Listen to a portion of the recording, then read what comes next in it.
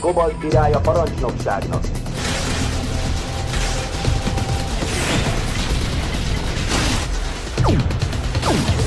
Shoot-'em-ups have lingered in the shadows of niche gaming over the last few years, but Sine Mora's unforgettable mechanics and presentation bring the genre kicking and screaming back into the spotlight.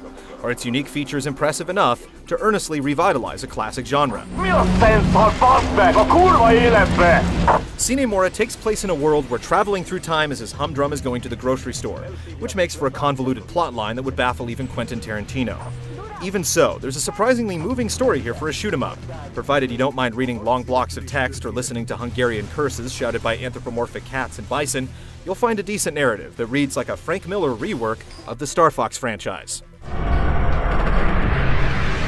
Time dominates every aspect of Sine Mora, down to the timer at the top of the screen that relentlessly ticks down the seconds to your own death.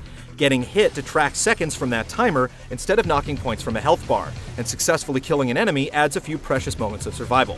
It's an approach that puts the shooting back in the shoot-'em-up, since merely avoiding your enemies causes the timer to wind down and your ship to explode.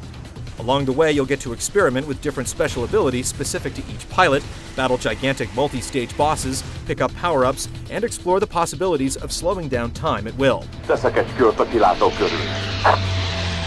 Thanks to its deep customization and difficulty options, Sine Mora manages to walk a fine line between accessibility and challenge that eludes its cousins.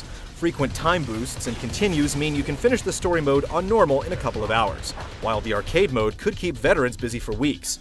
Here you'll find only the choice of hard and insane difficulty settings, which means that you'll have to contend with a mere 15 seconds on the timer, enemies that explode after death, and the constant threat of being booted back to the beginning of the game if you fail. Sine Mora is thus a rare shoot-'em-up that successfully draws in the entire spectrum of players, and it's hard to get too frustrated with the frequent deaths you'll suffer in arcade mode when it's all wrapped in a breathtaking presentation that swings effortlessly from 2D to 3D perspectives. Above all, it's simply fun. If you're interested in checking out one of the finest contemporary examples of the genre, you should pick up Sine Mora without delay. Megvan, apa! Elejtettem! Apa! Levadásztam egy libert! Gratulálok, fiam!